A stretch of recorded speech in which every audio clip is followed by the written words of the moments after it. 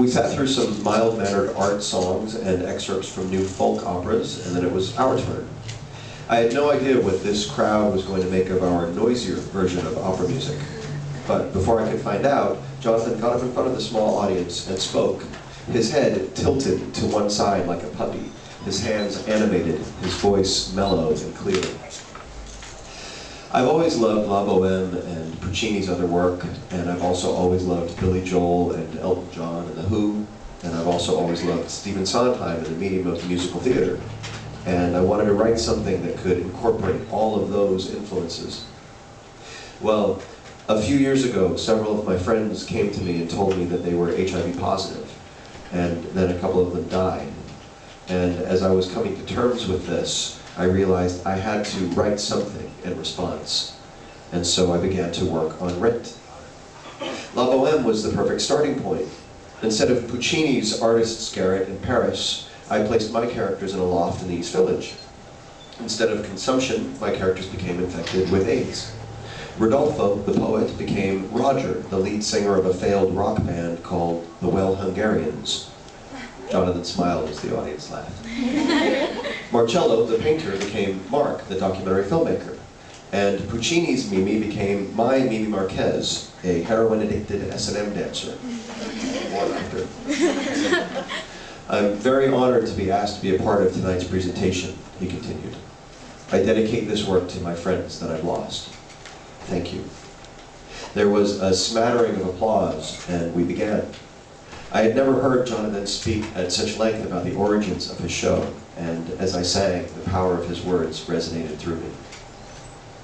I invited Jonathan to my birthday party at the end of October, and I was happy that he showed up and stayed a long time, socializing and drinking and laughing. I didn't get to talk to him much that night, but after he left, my friend Kevin came up to me and said, "Who was that guy?" "Who, Jonathan?" "Yeah, what's with him?" "What do you mean?" "Well, we were talking, right? And I asked him what he did for a living, and he said to me with a perfectly straight face, he said, 'I'm the future of musical theater.'" I guffawed. "Really?" "Yeah, dude, totally. I mean, what is that about?" I chuckled some more. It was a crazy, bold, wild thing to say. "Well, maybe he's right," I said. Kevin took a swig of his beer. "Yeah, but still. Would anyone want to admit that? I mean, come on." On December 18th, the night before rehearsals began, Jonathan hosted what he called a peasant's feast, a potluck dinner for the cast and crew at his apartment.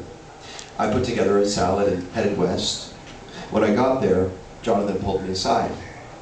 "I want you to meet the guy playing Roger. His name's Adam Pascal. We're really excited about him. He's never done anything on stage before, but he's got an amazing voice. He can really sing." "Great," I said, and Jonathan took me to him. "Never done anything? Not anything? This should be interesting," I thought. "Adam," Jonathan said, "this is Anthony. Anthony Adam." "Hey, nice to meet you," Adam said, and grabbed and shook my hand vigorously. "You too," I said. If Jonathan hadn't told me that this guy was playing Roger, I never would have predicted it. His disposition was too outgoing and friendly, and the combination of his dyed blonde hair in a Caesar cut, his close-cropped dirty blonde beard, and his outfit, a forest green sweatshirt with a medieval-style lace-up collar underneath denim overalls, made him seem to me more like one of Robin Hood's merry men than an ex-junkie wannabe rock star. But I trusted Jonathan. I knew how long they'd sought a good Roger. I looked forward to hearing him sing.